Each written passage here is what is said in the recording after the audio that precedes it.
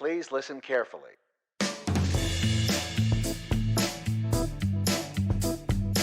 Welcome back to the Focus Target Podcast.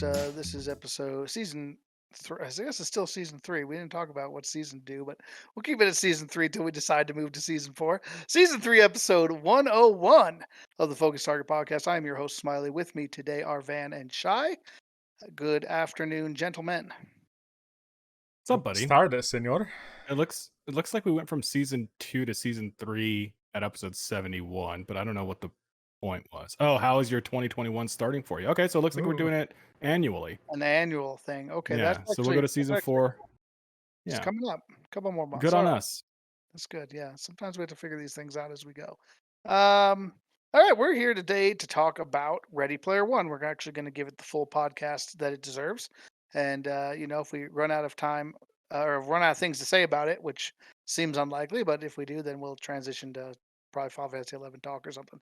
But before that, we have a question of the day. We like to do our question of the day here on Focus Target Podcast. And before even that, today, we want to give a small announcement about the future of the podcast. So, as many of you know, my lovely wife, Sarah, and I are welcoming a new child to our family here probably in the next week or so.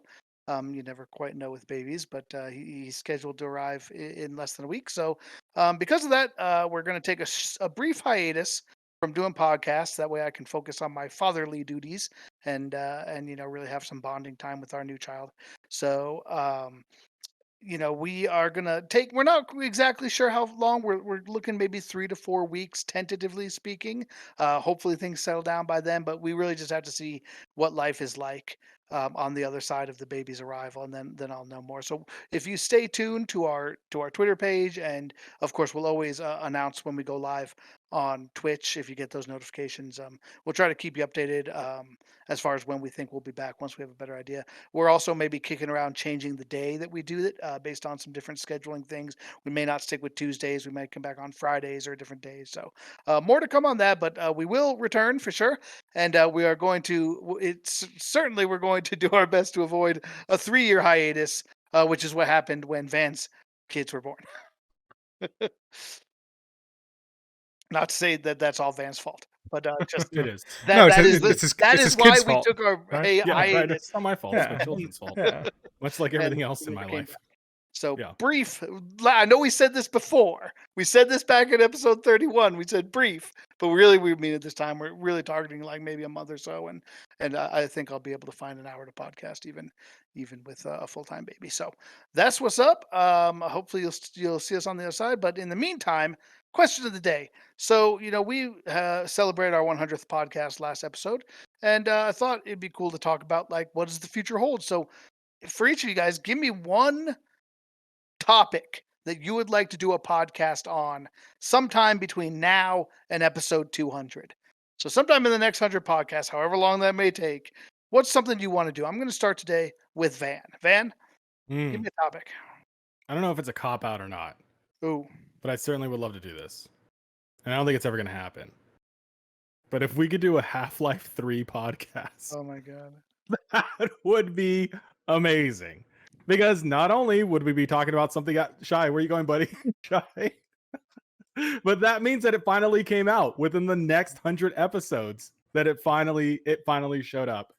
It arrived in our universe. So yeah. But if you're not gonna let me do that one, then I got another one. All right, what's your other one? Boba you Fett want to- miniseries. Let's do Oh, the 9th episode on Star Wars. The Book of Boba Fett, or whatever it's called. Boba Fett, yeah. Yeah. I expect we'll probably do something along those lines. What Yeah. about you, Shy? Well, I just want to say too that Van, I hope that happens. I hope that within the next 100 episodes that we can do a Half-Life 3 podcast. Like for Is you. that so the joke could turn to For you. Half-Life 4? It never ends, Nope, does it? you Never don't mind. need All right, to- you don't I'm need to be done. greedy I'm about done. it. No, You don't need no, to be I'm not. greedy. Never mind, Let's Van. go to- We can let's stick. We can keep it at Sometimes you gotta Half-Life be 3. happy with what you All right, I guess my cop-out answer, if we're just doing cop-out answers to start off, would be I'd love to do an episode on what character you prefer to play. Like race, class. I would like to redo. I would like to redo that episode one day, but it probably will never happen. For those who missed it, Um, we recorded that very episode, and I guess Shy liked it I thought it was all right. Shy seemed to really like it, but we had technical difficulties. The episode was lost to the darkness of the internet, and we've talked many times about redoing that topic. We have yet to do so, but we got another 99 episodes to fill after this one, so maybe we'll get there by 200, right? Yeah. So I think I'm excited because I think this will happen. I don't think this is something. I think this will happen. I'm excited to do like a NHL season recap episode after the Ooh. Kraken have played a full season. I think it'd be cool to I actually like look it. back That'd be on a a good one. Kraken season along with your guys. Like actually, like because I don't think when we start talking about hockey, but I think since the Kraken weren't even a twinkle in the NHL's womb at that point. I think they were that at least. Maybe I guess they were that, but I They think you just haven't guys been brought to term yet. yeah, we didn't do like full season recaps just because I think I would have probably we didn't talk about it, but I mean I wouldn't have had anything to talk about in that. Like it would have been pretty much a you and Van show, and so I think it'd be cool when we all have a team we could talk about for the season, like the highs, the lows, the changes, stuff like that. I think so. Definitely looking forward to that. I'm anticipating some loaves for my Avs. We'll see. Not I don't know encouraged what to this anticipate. offseason. Yeah, but I mean, that's great. I mean, I think that was cool. So you guys both gave one that probably won't happen and one that, well, Shy's kind of both probably will happen, but one that almost certainly will happen. So I'll try and do the same. I would love to do. We did 5 episodes on Star Wars. I feel like we could do like 10 episodes on the Marvel Cinematic Universe. Ooh, There are so many movies. They're so good. I love discussing them. Like there's so much. Like they're perfect podcast fodder because it's like which movies do you like better, which characters do you like, which characters do you not like there's just so much there. Like you do a whole podcast just on that and fill the time. But I don't expect Van's ever going to watch all of the Marvel movies, and I don't even know that I necessarily want him to. Like if he did, I'd want him to do it like now while I'm not going to be able to play Final Fantasy 11 that much because of baby. Like I don't want him to not play Final Fantasy 11 with me because he's watching Marvel movies. You know what I'm saying? So like it's like that's an undertaking, but that would just give us so much to talk about. I think that'd be so great to talk about Do- that with you. How Shy and I many might do it as an out of focus, but how many yeah. movies are better there with now? family. Like 19? Do you know the official count? I thought Like it was 23 Yeah. prior. leading up to But that Endgame, that including might include shows. I'm not sure if that includes the series like yeah. Loki and WandaVision and things. Something like that. That was somewhere in the 20 to 25 range. And now obviously 10 Rings just came out, which I still have Yeah. not seen. We didn't make it to that this weekend sadly, but the Phase 4 is starting up, so But even to do like leading up to Endgame, that's probably what 17 to 19 yeah. movies probably. Like that would probably be a good like Yeah, encapsulation. that'd be fabulous. Yeah. But yeah, so there's one I don't think. How long would that be? But what? Like that would be a 12-part like focused target It'd podcast. be insane. We'd have to break it I up. We'd have mean, to get really targeted. We'd have to talk either like yeah, we take a pod to talk about a specific movie here or there, and maybe overarching like, what do you think of this characters, or it would give us a lot of material to talk about for yeah. sure. That would put our movies count like way up there. Um, the games that I hope that we talk about, and I'll kind of make this a two-part. I don't know if Van's planning to play Diablo 2 Resurrected. I'm really looking forward to that coming out. I think that'd be fun to talk about. But even whenever that Ark, is it Lost Ark? Lost Ark. Yep. Lost Ark, if that ever comes out and is good, like I think that would be a cool podcast too. Like it'd be fun if there's a game besides 11 that we end up playing, even if it's on the side, Yeah. to kind of like we haven't done a lot of uh game podcast because we haven't been playing anything for the last 2 months but Final Fantasy 11. So I guess that would be my something we'd probably do is like another game that we've all played that we can kind of talk about. Or maybe I guess you could throw Final Fantasy 7 2 remake or remake part That 2 or in even there. 16 maybe if any of us are planning on playing 16 when it comes out. I don't I don't know. I'm going to have to see it. I Uh, just they've lost me a little bit with the last couple. I didn't like Same.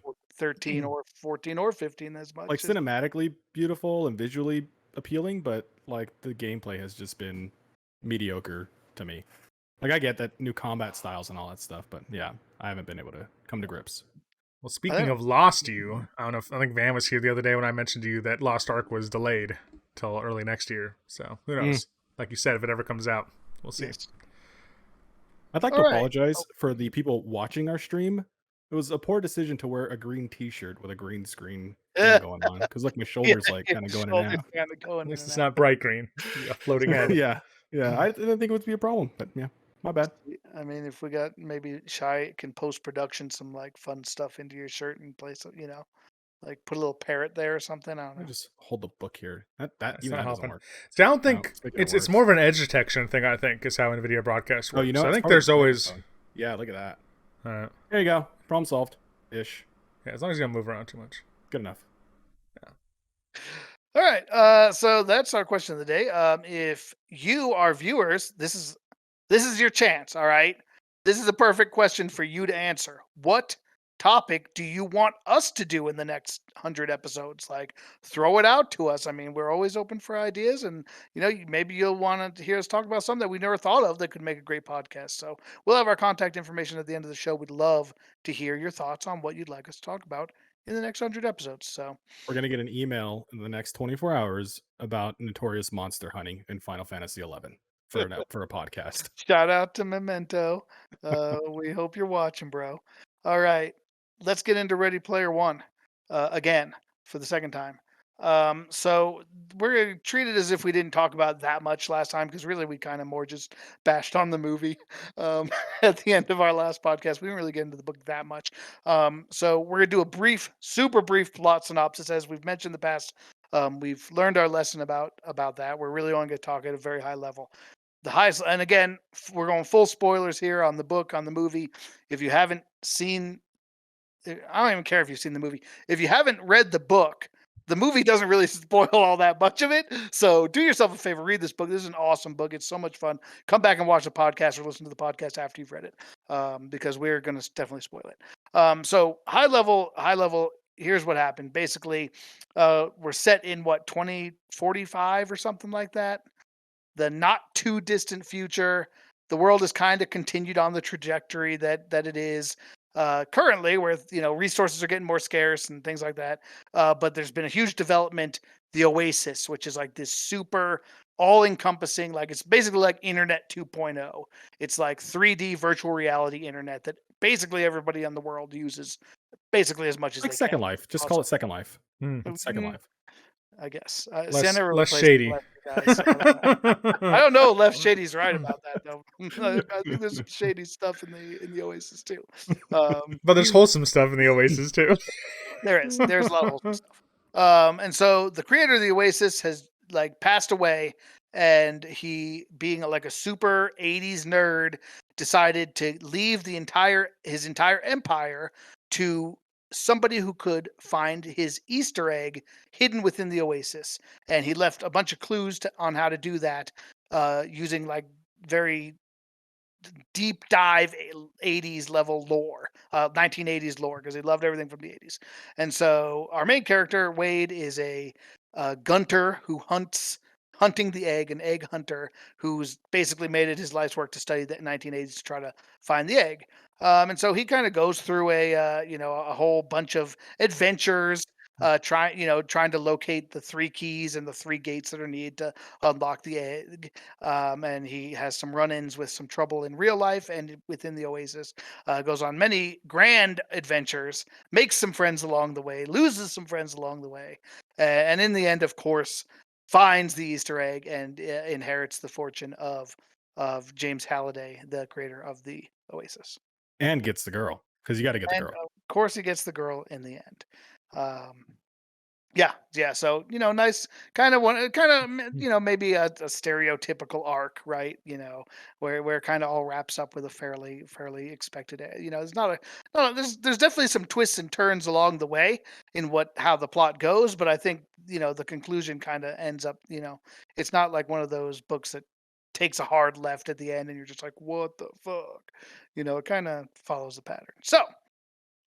Let's get into more the discussion of it. One thing I wanted to ask you guys your thoughts on is right at the beginning of the book. So the first like 2 or 3 chapters of the book, a good chunk is really just straight exposition, right? It's really just him explaining the world, the contest, the history of the contest, how he comes into the contest. Like there's really like not any action for quite a ways. Like I think a lot of times in movies and books nowadays, the common like wisdom is that you start with a bang, right? You start with an action scene, you start with a punch, people excited, and then you can kind of get into the exposition. This book does not do that at all.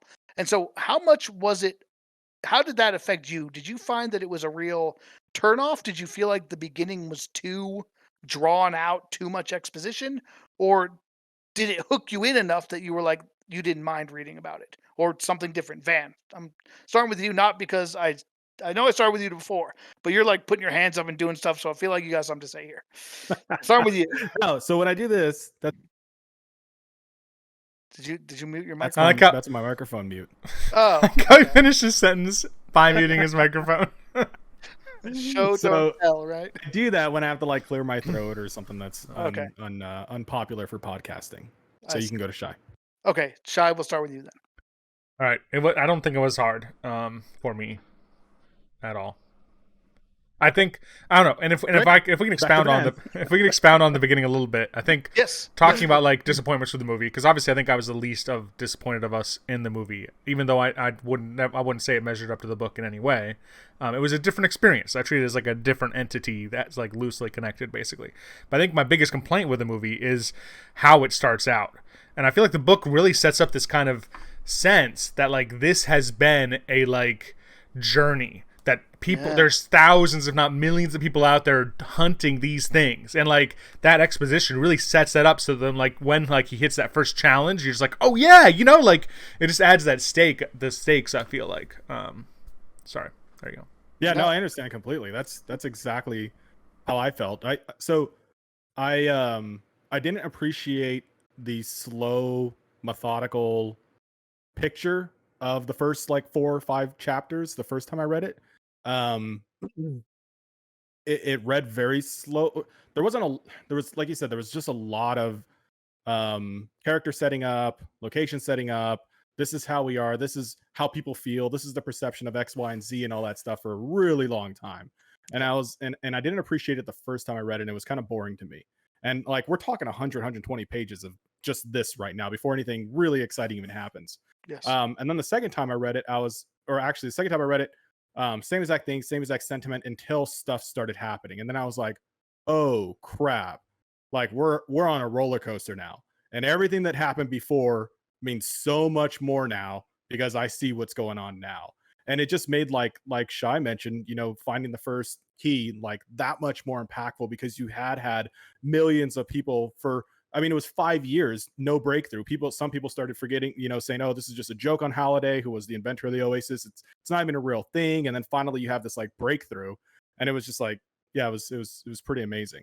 And then to find out that somebody else had the same breakthrough a few weeks before you did, it's like, whoa, hold on a second. So, yeah, the first time I didn't appreciate it. The second time I absolutely did. And then, just like you say, Shy, the movie just throws you right in as if they're like, even the opening scene, it's like, oh, this is the Oasis and this is where we all live, we're all trying to find a key, and then all of a sudden there's this huge race, and it's like, whoa, hold on, there's like so much more to it than just that. But they throw you right in there, and now I appreciate the way the book did it as opposed to the movie. Yeah, I didn't have a problem with it. I thought it was super. Just the idea of it was super intriguing to me. I think I've probably talked about this on the podcast before. Like the idea of the Oasis, of like all of the literature and movies and just pop culture stuff that you're into existing in a place where you could go, go to Lord of the Rings world, go to Star Wars Yeah. world, get a Millennium Falcon of your own, and like live out, whatever, fantasy genre life you wanted to live. Like that just seems so cool. And then the idea that the hunt too was, I always thought that was cool.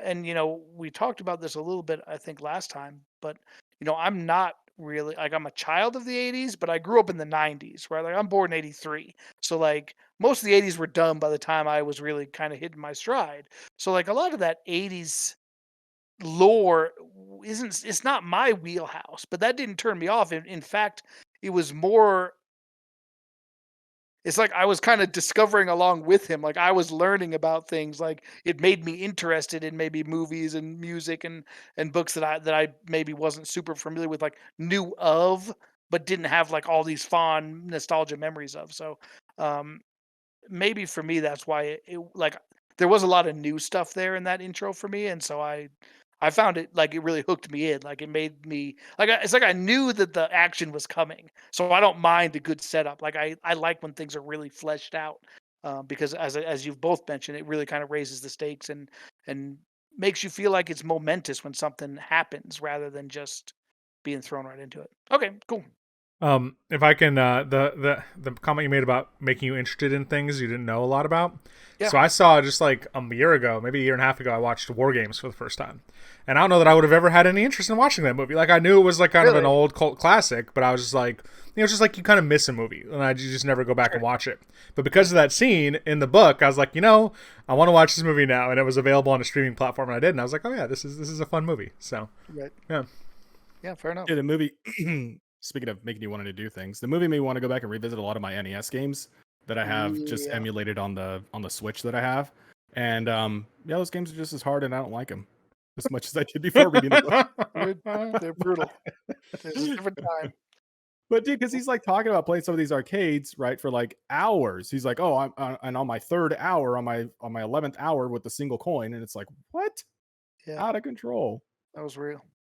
Yeah, Yeah, I mean, like it's funny because like his skill at those games like is really prodigious, in the books because like those games are meant to be hard because they're trying to suck money out of people. Like you're not supposed to be able to beat the game on a single coin. Like that's a bad business model. You yeah. want kids continue, pump those quarters in there. Like to be that good at it, to play at that level, like I think maybe a lot of people, especially younger people who didn't grow up with like arcades and stuff, don't actually realize like how almost unrealistic that is. Not unrealistic, maybe like, but like you would need like hours and hours of actual practice and training to get to that level because you don't just walk in and be like, oh yeah, I'm going to set the high score for Pac-Man.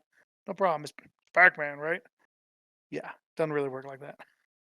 Yep. All right, let's talk about maybe some favorite scenes. Like we've got there's a lot of cool scenes in this book. Let's go to some of your favorites. Van, what you got? I mean, What sticks out at you? I think one of them has to be the call to arms at the end, right? The Oh, one of the sure. major climaxes, like just getting up front and on the stage in front of everybody who would have his attention, and he being Wade, his avatar named Parsival is already like this world-renowned character because he's been on the scoreboard. Everybody knows who he is. He's super famous and all that stuff. And then all of a sudden he puts out a call to arms, like, "Hey, this is what we're gonna do at this time. I just need you to trust me." And not knowing what's going to happen. It's kind of like reminiscent of like Lord of the Rings when they're held up in the keep and they're like, well, we're calling out to all these places and we don't know who's going to show up, but we're hoping that everybody shows up. And all of a sudden you have like everybody in the world. And they said like the teleports got clogged up because there were just too many people trying to pour it in at the same exact time and all this stuff. And yeah, you just have this massive onslaught battle against the enemy who is IOI. Can't remember what the name of the company is, but the one who wants to essentially take over the ownership of the Oasis and is corporately funded as opposed to being like an independent gunter hunter. This is like a big conglomerate of thousands of people's researchers and players and all that stuff who are battling against our protagonist Parsival and a few other of his companions to get the Easter egg. But yeah, at the end they have this massive battle and it's just played out really, really well. I have that, and there's so many awesome scenes. I won't take them all. Let me pass it over to somebody else or see what you guys thought about that scene at the end. Yeah, I thought it was cool how he's like, "Oh, I don't know if anybody's gonna show up." Okay, like I didn't believe that for a second, but like maybe for a second, because like there, people on the internet can be Okay. really weird and they can be really petty, and so you never really know. But And then he did say something that made sense to me too. And he goes, "Yeah, I don't know if anybody's going to show up, and of those who do show up, are they just going to kick their feet up with some right, popcorn to watch the show instead of actually trying Yeah. to battle?" And yeah, it's like I can completely see that happening. absolutely, Yeah. absolutely true. Shy, Um, I love the opening, the very first key scene where he does play the Mm, arcade cabinet, and I think that's just yeah, like it's just so well handled. Like kind of his like kind of like sucky life in a sucky world, And he kind of like, he's down and out. He doesn't have money. He can't get away. He's this like down and out Gunter who's like done the work but doesn't have the resources. And then, you know, like we talked a bit about this last week, but like finds out that like this place is on the planet his school is on. He's like makes his way there, and it's just like happens to be the thing he's good at, you know. And like, I don't know, like I think all the key scenes are really cool because like it's like, Smiley, you'll get this, but it feels like almost like the climax is in a Brandon Sanderson book, where like it starts, you get to a point where you're like, oh, this is like a thing, this is like a key thing. You're like, and then like you can't stop reading for like 50 pages because like then you get to that sequence. You know, And, I found out there's a term for that actually. A little aside, they Oh, yeah? call it the Sanderlanche. Sanderlanche. The sand, like that's what it is. He builds nice. in And his then it books. just, like, He builds, and then just there's flows. the Sanderlanche. And once you get caught up in it, you're going to the end of the book. You're not Nice. stopping. That's It's awesome. bringing you Isn't with that you. Yeah. that undead dog in like North Gooseberg or something like that? What? Or is that the Sanderlanche? I don't think. Maybe. I don't think so. I don't Yeah. know. Yeah, I love that. I just love that intro scene. I think it just builds up well, and then it's just very satisfying and gratifying. So. Yeah. Well, I think maybe. Oh, Bandersnatch.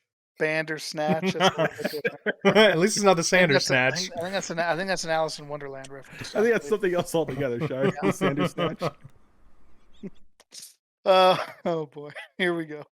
Yeah, I was just gonna say, I feel like we probably all maybe relate a little bit to what it's like to have a lot of skill in a game, but just not have the resources. Does that sound familiar to anybody right now? Recently, playing Final Fantasy 11 again and struggling, scratching for cash every day. Yeah, I think that is a very cool part. I mean, there's very few parts of this book I don't like, so it's hard for me to pick one. I will say that two parts I really like that are kind of, I think they're similar. They're similarly timed, and they're kind of parallel, and that's why I'm considering them both. But like after he leaves the stacks because IOI drops a bomb on him, you know, there's kind of a small time jump, and then he kind of is like he kind of takes some time to show where he is now, and like he's got his new apartment and it's all tricked out with like, you know, he's got like full armor plate windows, and like he has to exercise every day. He's like getting himself in shape to, you know, he's kind of like showing his new life in real life. And then he like goes to say, and then in game, like I've done all these quests, I'm max level, I got my own asteroid and my own ship and all this cool shit. And like it kind of is that progression. It's like, okay, now you've played for a while, now you're all set up. And like I thought it was cool how, like I said, there was a parallel between his avatars, but like he didn't. I think it's key that he didn't forget about his real life this time. Instead of just being like, I'm just gonna live in a small van and just like not care about myself and only care about the game. Like he's doing them both together. And I think that's kind of like a bit of a character progression for him. Like where it's like you have to be more than just an avatar. Like you actually have to have your real life taken care of a little bit as well. I thought that was really cool. All right, let's cycle back to Van. What else you It's got? deep. Favorite scenes I think the dance scene, the private at invitation. Yeah, Og's to celebration. yeah. What was it called? What's that club called? Can't remember what it's called. Unreality or something like that. Anyways, his club. Oh, I Yeah. forget. So that dance, that private club scene was awesome when they find out that Parzival and Artemis are in the club, and then all of a Yeah. sudden the Sixers, who are the weaponry arm of IOI, or any employee is called a Sixer due to the 6-digit name tag they have. They're not allowed to have names as avatars. They only have a 6-digit number, so they call them the Sixers. So when they start showing up, and it's another fight scene, they start tearing down the house literally from like the roof down, the ceiling down, and whatnot. And this is like some anti-gravity club and all this stuff, and everything's going crazy. And there's like gunfire back and forth, and some Gunters are returning fire, and the Sixers are just coming in even more full force. And then the co-creator of the Oasis, what's his name? Ogden Morrow. Yeah, Morrow, Ogden Morrow. Yep. Then he's Pretty like, dark not at wall. my house, and just like freaking like just zaps him with this ungodly Palpatine lightning and just completely destroys everybody. I thought that was a pretty cool description on how that went. And then I think Artemis breaks up with him immediately afterwards. Pretty much, yeah. Yeah. But I thought that was a great Not scene. cool. It was very Gandalf reminiscent. Seems like Yeah. all my favorite scenes are Lord of the Rings related. I wonder why that is. Hmm. Lord of the Rings is so good. Shy? I really liked how he did the ending when he kind of gives up. And I'm the one Mm. who I think has read the book. It's been the longest for me since I've read the book. So like, there's some details I don't remember, but I feel like if I remember correctly, when he gets caught, when he gives himself up, I forget if it's more of he turns himself in or he gets caught. I forget. Like I think he kind of let himself be caught, if I remember Yep. correctly. I don't remember the exact details, but like I don't think you really know why. I don't remember if you knew why in the book, and I feel like it was kind of like depressing, and you're kind of like, is this how the book's gonna end? Like, what's gonna happen? Like, this is kind of weird. And then like he kind of all like it all kind of makes sense. It kind of all wraps up. Like I don't know. I really and like just like his time in the facility, and they explain some of like his sleeping quarters and like his job, and like just this is like in the and I think like there's a movie comparison. Like it kind of sucks in the movie when it happens, but I feel like there's no weight. There's no weight to it. Like I mean, it sucks, but it's like I mean, it's hard to build weight in a 2 hour movie anyway. You know, like I felt like in the book it was just like wow, like. And then, like when it all works out, when his plan hatches and it comes to fruition, it's like, oh wow, that that was really smart, really ingenious. I don't know. Yeah, well, you took the one. So that's where I was going next, and he definitely does. It is a setup, right? Like you don't know. Like he just kind of goes into it where he goes like, I'm gonna have to do something drastic, and he like it's very kind of cryptic. Like he messages everybody and says, Hey, I'm going offline for a while. Just I'll be in touch, whatever. And you're just like, oh shit, what's he gonna do? And then it goes right into that where like basically the debt collectors are kicking down his super door and like he's like self-destructing all of his stuff and you're just like, what is happening? And like I thought that part was so cool, where he kind of basically it's almost like I feel like there's some comparable thing to it. I'm not sure what it would be, Like I can't bring it. I couldn't bring it to mind what it reminded me of. Maybe a little bit of like a little bit of God damn it, whatever. Great radio here. Anyway, I thought it was cool how he goes in and like you're worried for him, but like you can tell he has a plan. And then like it's one of those things where like he even kind of says himself like, I really hope this works because like if it works, it's gonna be awesome. But if it doesn't, I've made a huge mistake. Yeah, for the rest of And my like life, I'm yeah, fucked. and Like, but like it all does work out, and like you can kind of see like it's one of those things where it's like it's a little bit far fetched, but not that far fetched. Like it's reasonable enough that you're like you can at least suspend your disbelief and be like, yeah, like I can see how we get away with that. And if for anybody who's worked for a large corporation, like that is one of their vulnerabilities, right? Like they're so big that like little things can slip through the cracks sometimes. But I thought that whole sequence, like that whole section of the book, like to Shai's point, like it took such a crazy turn. And when Van was reading it, like he keeps saying, like, "Oh man, things are getting so crazy, things are getting so wild." And I'm like, "Well, where are you?" Because yeah, like I knew that was coming, and I was like, "Man, you haven't even gotten to the part where it gets wild yet. yeah, Like, wait till they come and arrest his ass. yeah. Like I'm then like, it gets Gandalf just blew wild." up his own club, and he's like, Uh, oh, okay, like that's cool. You're not even there yet. we're not yet. What? But yeah, I did love that part. I thought that was so great. That I thought was the part was great. It was, yeah. Sorry, go ahead. no. I've been talking long enough. Go ahead. You go ahead. No, I was just gonna say it was a very sad, dark, lonely time in the book, Yeah. in what otherwise was like mostly uplifting. Had a high outlook and all that stuff, positive outlook and everything like that. And it was just very bleak because like you're a slave, right, to the corporate Yeah. world. Literally, that's what he was. So the way he got caught was he made himself have a falsified 20,000 credit debt or something like that he had overdue balance on, but he coded it himself into the system so that wasn't actually true, but he coded it himself into the system. Then they came and got him. Of course, he wasn't using his real name Wade, he was using an alias and all that stuff. So he coded himself to get arrested and everything. But after he went through that whole thing, one of my favorite scenes is when he's in the elevator and he's like, I am almost about to be free, I am almost successful, I got to keep my head down. And then he's like, wait, I know that Sorrento, who was the head of IOI, he goes, I know Sorrento is going to watch this tape 1,000 times to try to figure out what the hell happened. And then he just slowly looks up and he just flips off the camera right before he leaves the elevator. I'm like, oh, that's so perfect. Because Sorrento's going to see that and it's just going to burn him up every single time. I was like, Yeah. that's a perfect touch, man. Yeah. It really was. Couldn't Yeah. agree more.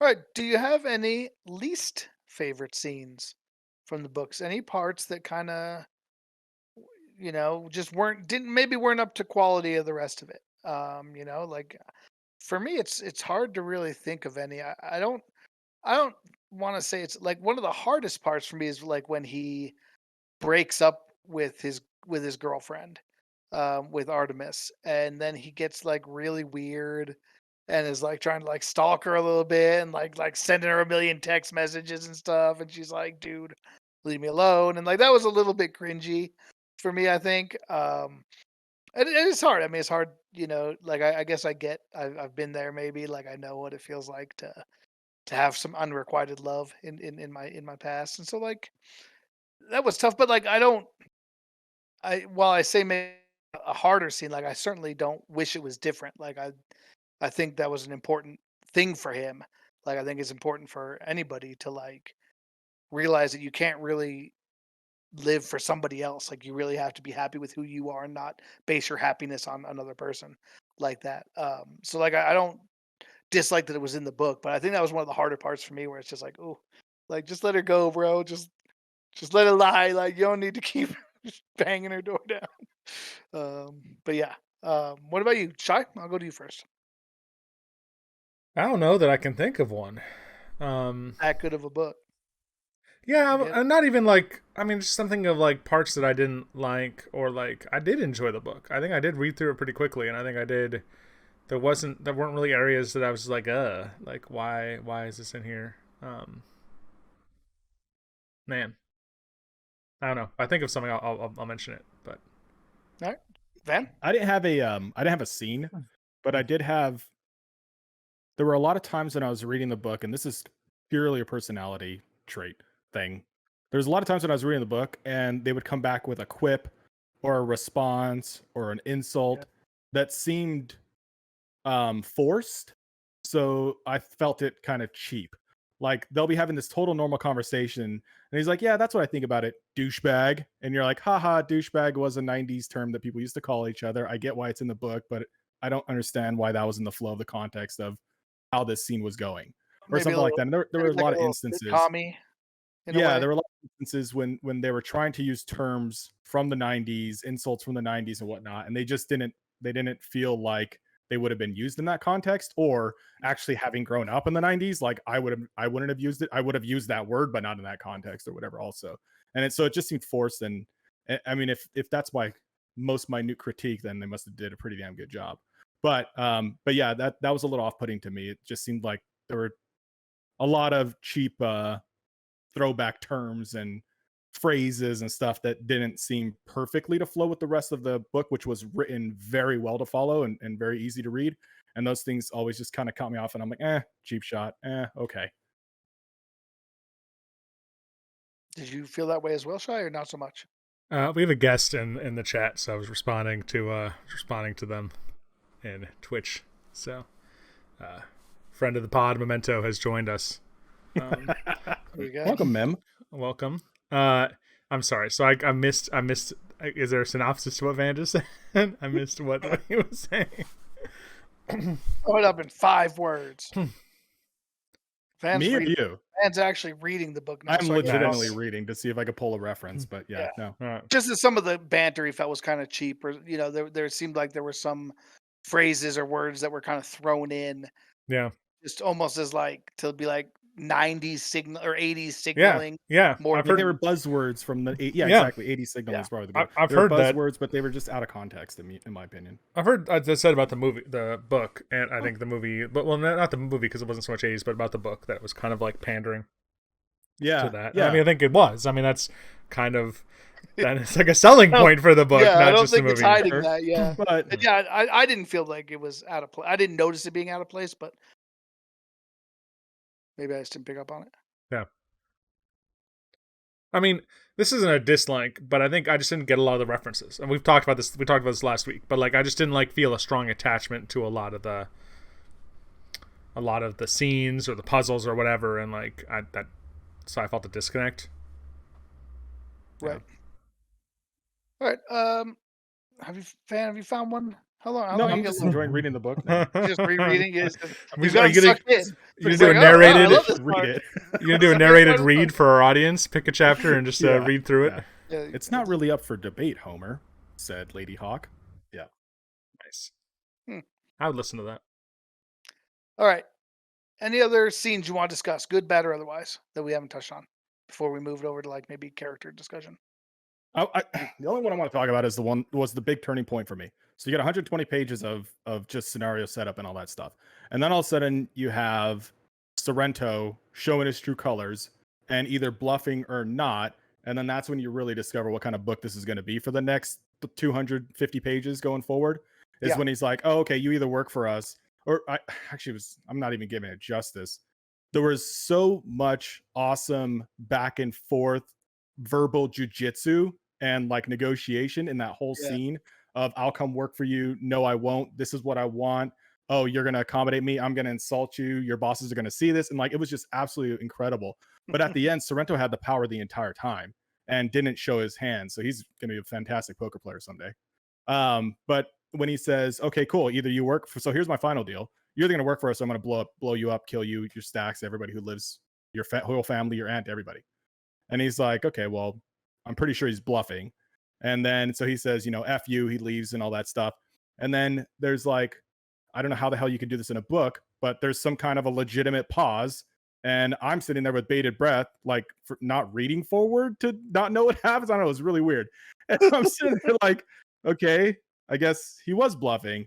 And then all of a sudden this freaking stack blows up, bombs go off everywhere, and I'm like, oh, it's gonna be that kind of book. All right. We're not just going to talk It just about got playing real, video right? games. Yeah. Yeah, like, okay. And this is in the real world too. So this is real life consequences. This is no longer like you lost your, your rare exclusive piece of armor or something like that. And I was like, damn, they're really taking this into the real world now. And that's when the book like just did a 180. And from there, it was just like, it just kept escalating and up and up and up and just kept getting more gripping. And I couldn't stop reading after that point. Yeah, man, we're gonna talk about how like one of his buddies was like basically assassinated out of his gaming chair. Like Thrown out the window. That was got Yeah, intense. video of it too. it got pretty real. Got pretty real. Yeah. One of his longtime buddies, according to the movie, who he's known forever. Stupid movie. Let's talk about the characters a little bit. What did you think of the main cast? I mean, we basically had um, Wade, H, his best friend, Artemis, the main love interest, Shoto and Dido. Dido, who were kind of friends of the group, allies over time. And then you had Sorrento, who was kind of the big bad. And like really that was like kind of the I mean I guess You you got kind of had IROC for uh, like half the oh book. IROC. You know who oh man I'll put this out to Shy, but who IROC really reminds me of is that dude from Spider-Man, from the Marvel Spider-Mans, like that douchebag that's always like Penis Parker. Yeah, Like that's totally IROC. Like that is if they like how he wasn't casted for this. It was perfect. But And he was yeah, like a that had, badass in the movie too, wasn't he? oh, in the movie, I don't think you ever saw him as the person in the movie. You only saw his avatar, and his avatar was like that big, bulky mercenary Over who, the top, like, yeah, skull body. yeah. Thing. Yeah, that's right. They didn't do it justice. Yeah. that guy was funny. I loved IROC. I hated IROC. He's Well, that was the everything I point. hate You about you everybody love I to ever hate. play with Yes, in that's any why. video game. He was such I'm a like, you're stereotype. the asshole who tells people when there's like a pop that you can't get to or something like that. Like, oh yeah. I hated him so much. Then he did his job. That's the guy, and Memento will get this reference. That's the guy who pings overgrown rows when you've been sitting there for 9.5 hours. Like, I hate that guy. Just saying, man. What about like the main cast though? Like, what did you think of? Say, let's start with Artemis. I guess. What did you think about Artemis? Was she believable? Was she approachable? Did you want them to end up together? Because sometimes when there's a love interest, they're not always your type, right? Or you feel like maybe they're not actually a legitimate match, and you're like, oh man, he's really hung up on this chick. Like, what did you think about her? Did you think she was cool? Van, I'm starting with you. I thought it was good how they just did her throughout the whole book, being like, she's super beautiful, the way they describe her, super charismatic, dual wielding pistol guns and all this cool stuff, and just a badass, overall badass. And I think through the whole book, you have the sense like, okay, that's cool, or I think it was H who said it, or that's some 400-pound dude 60-year-old guy living in his mom's basement or something like that. And it's like, yeah, that's the risk you always do when you're playing with people online. And you do that the whole time. But no, I thought her character was great in game. I thought her outside character, I was glad they finally revealed who she was. They could have done anything with the outside character and it wouldn't have mattered to me. Except maybe been a guy, then it would have been a much different story. I think it would have been more like the that would crying have been a game. twist. I think if it would he have been like the crying game. Yeah. And then, like, did they stay in love because he fell in love with her as Yeah. a personality? Yeah. I don't know, man. That would have gone into an interest. That would have been an interesting take. It would have been an interesting way to go with it. Yeah. Instead they went with the H being the surprise gender Yep. swap. Right? Yep. What'd you guys think of that? Shy, I didn't give you a chance on Artemis. I'm sorry. Yeah, you didn't. You skipped me on Artemis. Yeah, I mean, completely. whatever. What do you think of Artemis? Whatever. I don't know. I'm a hopeless just romantic. not I alone. You were not always alone. hope the guy and the girl get together. So whatever, No, I like how they did her in the book, and I think that I don't know the way they cast. I don't know. I keep drawing parallels to the movie, but I feel like the way they cast her in the movie wasn't how I pictured. But no, not at all. I think we'll get. Yeah. I think we'll get to that possibly. And to Devan's point of like, you didn't know, and H's point, you didn't know if she was a 400-pound dude. Like, of the close group of people that we've played games with, online games with over the years, how many of the female characters have actually been females behind the characters? I think we've played with a number of guys who play as female characters. So, yeah. What was that saying? Oh God. I'll have to figure it out. But something stands for. Yeah, there's something stands for real men playing girls. Yeah, real men playing RPG, girls on the internet or something like that. Yeah, what is it? Like MMORPG? Yeah, something like that. Many men online role playing girls. That's it. Yep, that's the one. Many men online role playing girls. Yeah, that's pretty true. That's pretty much right. I mean, I'm doing it right now in 11. I'm a little Mithra, so that's only because they haven't invented the Manthras yet. Yeah, I bet that's why. So all right, with H, let me do snake style. With H, I loved that surprise. You know what I mean? Because like I think that spoke to me, and I think like this book, I never got my parents to read it, but like this book like really resonated with me because of our experience, all like meeting in 11 and like meeting up and like meeting the. I mean, we'd done voice comms, but back then like video chat wasn't really a thing. Like in video, so I think the first time that Ryder and I came out to Colorado and hung out with you, Smiley, like that was the first time we'd seen you and you'd seen us. It was like I don't know. And I remember I weirded out like everybody like I talked to, like not weirded out, but they're all like, you're going to spend the weekend with someone you've never met and that you've only talked to online. Like I think my mom was a little like taking emergency contact information with you and like I don't know. But let me know when you get there. Just like not knowing expectations, right? Like of like what someone looks like and whatever. And in the book, was she a Hispanic? Did she turn out to be a Hispanic girl, or like was she still an African American girl? I think so. I think she was still...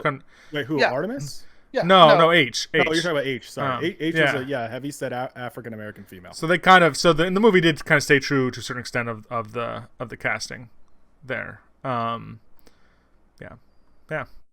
Oh, that was cool. Yes, I feel like that's kind of where he took it. Like I think you couldn't also make Artemis be like a big heavyset 400-pound dude because you've already done that switch with H, right? Yeah. That was that twist, and they kind of approach it. I mean, it'll be interesting to know, like when you come to the idea of falling in love with somebody, that's a little bit different. But he kind of addressed that, like, oh, H and I were best friends. It didn't matter, like the fact that he was actually a she, like really didn't actually change anything about our dynamic, and so. It would have obviously been a step further if you'd done that with Artemis instead. That's a little bit different of a conversation, but I feel like he went as far down that road as an author as probably he was willing to take a chance with. I mean, he's already doing a lot of kind of socio-political commentary with the book, and I think there's probably too many hills that you don't want to necessarily try to make too many different points about, that's my take on it. Speaking of cautiously climbing hills, do you think, I don't know if they do this in the book or not, was H a female who was into females? Do they discern that? It was, okay. In the book, yes. Got it. Okay, perfect. That makes sense. All right. Because then I remember he was like, yeah, I was taken aback because I know there were times that we would talk about girls together. And H was always expressing how much, she, but then H Parzival then started referring to H again as he, because he's explicitly said, "This is how I know you in the game, so I will refer to you as he going forward." Still, so yeah, saying that he loves girls and they talked about girls and all that stuff and everything. So okay, that makes sense. All right, we're getting lower on time. Any other character things you want to talk about? Sorrento a little bit. I mean, we already talked about the great scene with him and Wade. Yeah, Like, I thought was he a, Sorrento. Not, I don't want to was say he a you're run of the convincing mill. villain? He was a slight step above with his, like I said, verbal jujitsu and wit, but overall it was your main person who you want to hate because they're just assholes and want nothing else but greed and to have everything to themselves. One thing I loved about him was that he was kind of the quintessential corporate bad Yeah. guy, but like they really were true to that, where it was like it was clear that he could be replaced. Like they treaded that ground in that conversation, right? Like the Yeah. corporation, like he was just a figurehead. Like if they had like, if he had somehow turned the tables and killed Sorrento in real life, it really wouldn't have done anything. Like it'd be next man Yep. up. All right, Agent 62271 has been promoted and he's the new Sorrento, right? Like it literally would not have mattered. So like it was kind of cool where like you do have this face and this villain to hate, but like really he's just a figurehead of a larger organism, really, being the company IOI. So I thought that was pretty cool. I thought it was well handled to show that like he's just, like it really is the corporation they're fighting, not just a person. Yep. I have two final comments on the book, and then I know you want to pivot over to the movie a little bit. Very briefly, Um, yes. the first one is just how they portrayed Halliday as like a Asperger genius type, reserved, not very social individual. Very Was very stereotypical. believable. Like being just that much of a genius, you see that often play out through today's world and whatnot. Um, and then I like how at the end when he said, "I will give you full control of the Oasis," you're like, okay, well, what does that mean? Like, you have the password to log in as an admin, and they're like, no, like full control. Like, you have unlimited hit points, unlimited power. You could do whatever the hell you want within this, and not only that, you can literally shut off the Oasis completely so that nobody has access, delete the source code and everything, and get rid of it in its entirety. And I was like, that's pretty amazing that they literally gave him God mode, and that's what he was promised. And so, do you think, like, did you find that big red button idea believable? Like, because to me, it seemed like a kind of silly. Like, it's like, okay, what if he pushes that button? What's going to happen? Like, you're kind of propped up to think, oh, well, people will have to leave the oasis and they'll have to go back out into the real world and start interacting with each other in real life again. But, like, that's completely unrealistic. Like, what that means is, like, the oasis, which was awesome, now is gone. And so, what's going to happen? IOI is IOI put will out invent their own. Oasis version 2, and that's all that you're going to have. So you're going to have a shittier product, but like everyone's still going to do it because that's what they've been doing for the last 20 years. Like you're not pushing that button's not really going to change anything, I don't think. But Should be a maybe I'm podcast on that red button. yeah, maybe we don't have time to really go into that. Maybe noodle on that and we can revisit. Maybe that's a Unless great somebody question has of the something they day. want to say. Maybe. Ooh, Shy, I don't want to cut you off if you have something to say about that though. You were saying ooh. not the big red button. Ooh. Yeah. No, yeah, it's good. Okay. Good thought. Yeah, maybe just It's a something to good think about. button. I just Like I just really I like don't that know I I button. like don't know that that I button. really believed The it, easy but button. oh my God. All right. We promised that we'd give Van a chance to tell us his revised take after finishing the movie. How'd that go for you, Van? Yeah, my opinion's exactly the same as it was last time. Yeah, that's all. Because Because I didn't care Because to it's finish the not movie. applicable. okay, Because I that's have fine. no new information to base my opinion on. Nice. I Cool. just couldn't. I had no motivation to, and I was like, dude, I can mine for an hour and get 30,000 gil, or I can watch another hour of this crap, and I'm not going to do that. Let's do it at the same time. Yeah, I was gonna That's say I true. I don't feel could like do it at those the are same time. Maybe I'll mutual. do that next time. Yeah, they're not independently exclusive. You got Maybe you I'll do got it during our podcast next time. there you go. Our podcast week. Oh, wait, what? All right, and then do we want to talk about character casting super fast? Not Oh, really. I in feel the like we I don't, movie? I don't have a, I yeah. don't have a lot of thoughts Yeah. about that. I mean, if you guys do, that's cool. The only thing I want to say is one of the real points of the book to me was that the avatars in the Oasis were kind of idealized versions of people, and their real life version was generally much less attractive and much less cool. Especially with Wade as the main character, like it was very much his character progression that like he wasn't proud of his body, he wasn't proud of what he looked like at the beginning of the book, and then it's something he worked on and cared about as time went on. And secondarily with Artemis, that like her character in the Oasis was not supposed to be that, like she wasn't like the supermodel type, like she looked more like a normal person in the Oasis than a lot of people. And then it turned out that her real life character actually looked very similar, or her real life character, not her real life character, but like in real life she looked a lot very similar to her character and just had like a birthmark. And I feel like they really missed the mark with both of those things.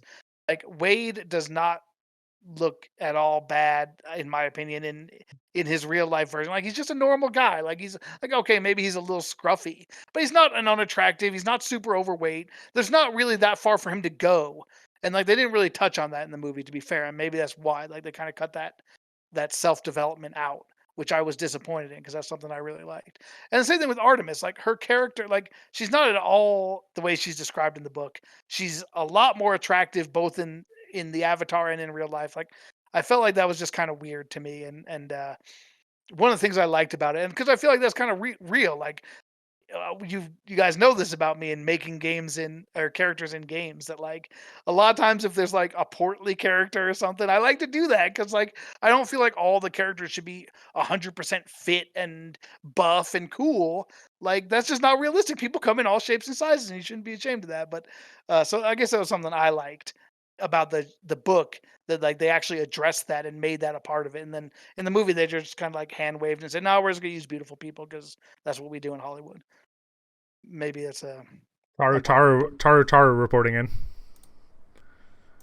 Dude, So, Final Fantasy 11 so when you reference. said like homely people, like I mean I have to think of Star Wars: The Old Republic, and like how you and I were running around with those two portly like gunners. Oh, oh man, I So love that. awesome. That's still Yeah. my So favorite good. character I've ever made in any MMO. Was my Yeah. evil Sith Lord. He was like a Do you remember his fat. name? Uh, no, I I don't can't remember remember. either. It's like, Mine was Tootie McTuderton, but it read to Tim Catutterton. I feel like mine was like Eduardo or something. Like Darth Eduardo, and he like had like the little mustache, and he was really fat, but Oh, otherwise so he was Emperor Palpatine. He's like shooting force lightning, and like, it's so good. I love that. I love that character. I wish I could have him back. I missed that we game. should That do was a that good. podcast. We should do Old Republic. It was not a good game at all. It No, had it its problems. wasn't. It Had had its its problems. moments, I but feel like we have done a podcast on it, probably. you're probably right. I I have a want log. I want to respond to that really quickly, Smiley, because you've touched on a nerve here. And I know Yeah. we're really running low on time here, so I'm We're going a to keep little this low, brief. that's right. But I don't know if Van has seen these, but you've seen the Sam Raimi Spider-Mans, right? Yes. So with Tobey Maguire as Yes. Tobey Maguire. Yes. I yes. have. And then did you see the Amazing Spider-Man movies with Andrew Garfield? No, I didn't watch those. But you know what Andrew Garfield looks like you know Yes. the actor. I do. So like Yeah. I loved Tobey Maguire Spider-Man because he's a nerd. Tobey Maguire just looks nerdy Yeah, and like so geeky good. and like he Yeah, fit perfectly. Like those, I really have a soft spot for those three movies. The third one wasn't Me as too. good, but the first and second one were just solid movies. So They have podcasts. I don't dislike the Amazing Spider-Man movies either. I think they have their high points. But like when they cast Andrew Garfield, when he showed up in the first movie and they're trying to make him play him off as this like geeky nerd, and it's like, no, he looks like a Hollywood heartthrob. It's like, what? Right. Like, no, that's not realistic at all. And like I think I totally agree with you about Ready Player One. It's like right off the gate, you're like, this guy is not, you know, Yeah. someone who would lack confidence unless he, like, you know, I don't like based on his physical attributes. I don't know. Yeah, totally agree with you, Smiley. We call have out. not done a Star Wars: The Old Republic podcast. Yeah, but it was mentioned though. I mean, it's probably I'm sure it's been mentioned here a or lot, there, but we yeah. haven't done In, Cool. in episode in episode 55 we did the Star Pod trilogy, and Shai specifically spoke about the Old Republic. So Okay, fair enough. Gosh, I guess we touched on a little bit of everything in that Star Wars block. It's all melded together. All right, one final question. You know what? We're gonna save it. We'll save it for a question. Nice. Of the day. Got a question of the day for you next time. Question Okay. of the month. Question of the month, as it would be. So, Thank you for being with us. I am going to give us our spiel, as always. If you want to get in touch with the Focus Target podcast, we can be found in many of your social media platforms. We are on Twitter at Focus Target. We have a YouTube page, Focus Target Podcast. You can find all of our previous episodes there. You can find the streaming stuff that we've done on the side, some of our out of focus podcasts, all kind of stuff that's kind of our archive. We have a twitch.tv / Focus Target Podcast. We're streaming live now, and we will always announce on there when we go live, especially if we change our days. That would be a good way to find out when we're going live again. And finally, of course, the best way to reach us is via email, focustargetpodcast@gmail.com. So thank you all for being here. Season 3, episode 101. I am your host, Smiley. This is Shy. And I'm Ben. As always, cover us, Porkins. We're out.